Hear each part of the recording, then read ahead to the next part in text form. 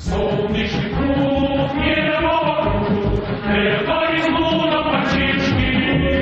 Нарисовала на листе и подписал рукой. Всегда будет солнце, пусть всегда будет небо, пусть всегда будет мама, пусть всегда буду.